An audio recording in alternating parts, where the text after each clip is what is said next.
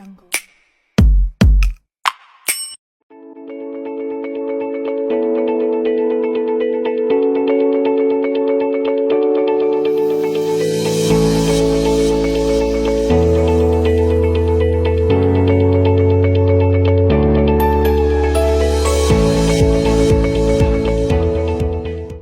Assalamualaikum warahmatullahi wabarakatuh.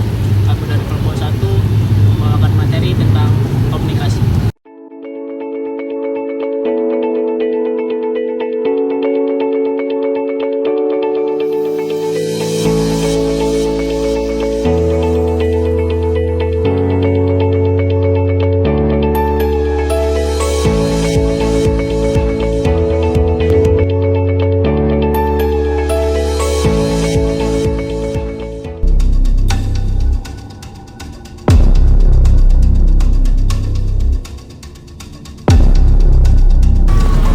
Komunikasi adalah proses pertukaran informasi, ide, dan perasaan antara individu atau kelompok melalui berbagai media. Proses ini melibatkan pengirim, pesan, saluran, penerima, dan umpan balik. Satu, pengirim atau sender, yaitu orang atau pihak yang memulai komunikasi dengan menyusun pesan yang ingin disampaikan. Yang kedua, pesan atau message, yaitu informasi, ide atau perasaan yang akan disampaikan. Yang ketiga, saluran atau channel merupakan media atau metode yang digunakan untuk menyampaikan pesan seperti tulisan, lisan, atau digital. Yang keempat, penerima atau receiver merupakan orang atau pihak yang menerima pesan. Yang kelima, umpan balik atau feedback, yaitu respon dari penerima terhadap pesan yang diterima yang menunjukkan apakah pesan tersebut dipahami dengan baik. Komunikasi itu bisa bersifat verbal, yaitu atau dia bisa menggunakan kata-kata, dan komunikasi itu bisa bersifat non-verbal atau dia bisa menggunakan ekspresi wajah, isyarat, ataupun menggunakan bahasa tubuh. Efektivitas komunikasi tergantung pada seberapa baik pesan dipahami oleh penerima sesuai dengan dimaksud pengirim. Faktor seperti gangguan, perbedaan budaya, dan konteks juga bisa mempengaruhi jalannya komunikasi. Arah dalam komunikasi. Dalam arah komunikasi, dapat kita bagi menjadi 3, yaitu komunikasi ke arah bawah, komunikasi ke arah atas, dan komunikasi literal. Komunikasi ke arah bawah. Komunikasi ke arah bawah merupakan penyampaian informasi dari atas ke bawahan sesuai dengan struktur di organisasi. Penggunaan komunikasi ini sangat efektif untuk penyampaian instruksi, pengarahan, pengontrolan kepada bawahan. Komunikasi ke arah atas. Komunikasi ke arah atas merupakan penyampaian informasi dari bawahan kepada atasan.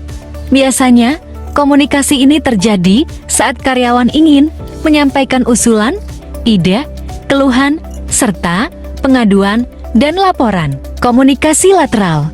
Komunikasi lateral merupakan komunikasi dua arah yang berlangsung antara komunikator dengan komunikan yang mempunyai tingkat kedudukan dan wewenang yang sama atau pertukaran pesan di antara orang-orang yang sama pada tingkatannya.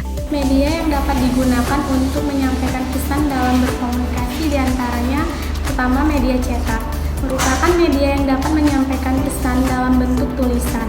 Media cetak memiliki keterbatasan dalam jenis pesan yang dapat disampaikan, yaitu dapat menyampaikan pesan tertulis. B. Media audio merupakan media yang dapat menyampaikan pesan berupa audio. Media ini memiliki keterbatasan dalam pesan yang dapat disampaikan, yaitu hanya dapat menyampaikan pesan dalam bentuk suara. Media audiovisual yaitu merupakan media yang dapat menyampaikan pesan berupa audio dan visual. Media ini dapat menyampaikan pesan dalam bentuk suara dan visual secara bersamaan.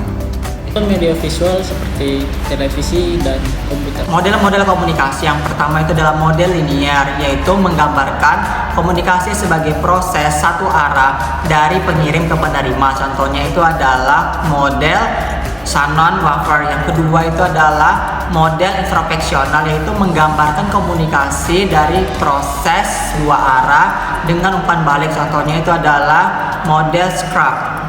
Model transaksional.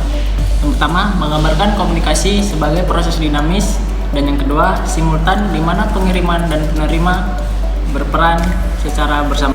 Proses komunikasi terbagi menjadi 5, yaitu pertama pengkodean atau encoding, merupakan pengirim mengubah ide atau pikiran menjadi pesan yang dapat dikirim. Yang kedua, transmisi, yaitu pesan yang dikirim melalui saluran komunikasi. Yang ketiga, penerimaan atau reception, yaitu penerima menerima pesan. Dan yang keempat, pengkodean ulang atau decoding, merupakan penerima menginterpretasikan pesan. Dan yang terakhir, yaitu umpan balik atau feedback, merupakan penerima memberikan respon terhadap pesan yang diterima. Selanjutnya ada hambatan komunikasi, yaitu di sini ada beberapa jenis hambatan, yaitu yang pertama ada hambatan fisik, yang kedua ada hambatan psikologis, yang ketiga ada hambatan semantik, dan yang keempat ada hambatan budaya. Tips untuk komunikasi efektif, yang pertama mendengarkan aktif, yang kedua menggunakan bahasa yang jelas dan tepat, yang ketiga mengamati syarat nonverbal, yang keempat memberikan umpan balik yang konstruktif, yang kelima mengatasi hambatan komunikasi dengan memahami audiens. Pemahaman tentang komunikasi sangat penting dalam berbagai aspek kehidupan, termasuk dalam konteks profesional, pribadi, dan sosial. Dengan komunikasi yang efektif, individu dan organisasi dapat mencapai tujuan mereka dengan lebih baik. Ciri khas komunikasi yang efektif mencakup beberapa aspek yang memastikan bahwa pesan yang diterima dan disampaikan dapat diterima dan dipahami dengan baik oleh penerima. Berikut adalah ciri khas dari komunikasi yang efektif, yaitu kejelasan. Pesan yang disampaikan dengan jelas dan tidak ambigu sehingga mudah dipahami oleh penerima. Penggunaan kata-kata yang sederhana dan langsung. Fungsi komunikasi 1. Kontrol 2. Ekspresi emosional 3. Motivasi 4. Informasi. Manfaat mempelajari komunikasi dalam perilaku organisasi. Kita dapat mengetahui dan memahami pengertian perilaku organisasi. Kita dapat mengetahui dan memahami dimensi komunikasi dalam organisasi. Kita dapat mengetahui dan memahami peran manajer sebagai komunikator organisasi. Peran manajer sebagai komunikator. 1. Peranan antarpersonal.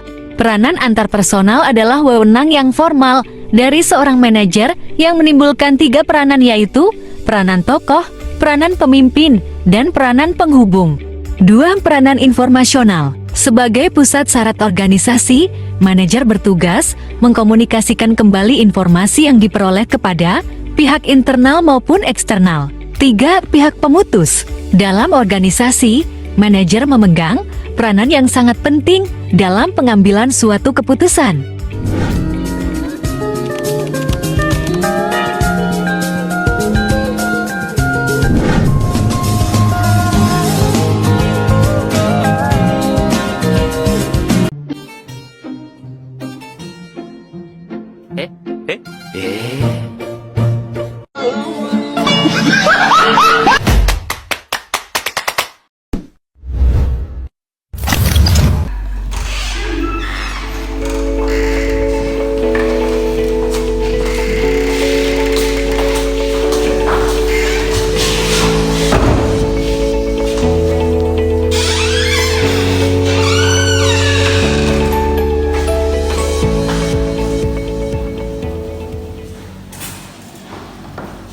Selamat pagi semuanya. Bagaimana hari pertama kalian hari ini? Selamat pagi juga Pak. Untuk hari ini sangat baik, tapi saya merasa gugup karena banyak informasi baru yang harus dipelajari. Saya juga merasa sama, banyak hal yang harus diingat. Itu wajar. Ada banyak hal yang harus dipelajari saat pertama kali gabung di perusahaan baru. Hari ini saya ingin berbicara tentang pentingnya komunikasi yang efektif di tempat kerja. Apakah kalian sudah familiar dengan konsep ini? Saya pernah mendengar tentang itu, Pak, tapi belum terlalu mendalami secara mendalam. Saya setuju dengan Dea. Saya tahu itu sangat penting, tapi saya belum tahu cara menerapkannya dengan baik. Tidak merasa begitu, Pak. Mungkin bisa dijelaskan secara detail?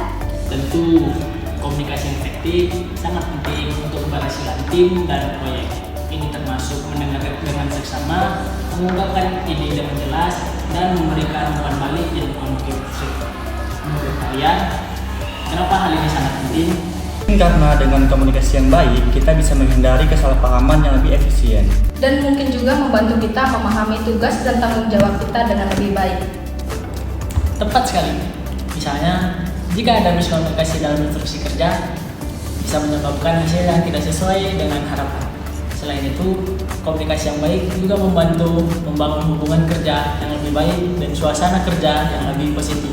Jadi, bagaimana cara kita memastikan komunikasi kita efektif, Pak? Pertama, selalu pastikan untuk mendengarkan dengan baik dan tidak menyela saat orang lain berbicara. Kedua, gunakan bahasa yang jelas dan mudah dimengerti. Jangan takut untuk bertanya jika ada hal yang tidak kalian mengerti. Dan yang terakhir, selalu berikan umpan balik yang membangun dan bukan kritik yang menjatuhkan. Apakah ada teknik khusus yang bisa kami gunakan dalam komunikasi sehari-hari? Ada beberapa teknik yang bisa kalian coba. Misalnya, menggunakan teknik parafrasi atau mengulangi apa yang kalian dengar dengan kata-kata sendiri untuk memastikan pemahaman yang benar.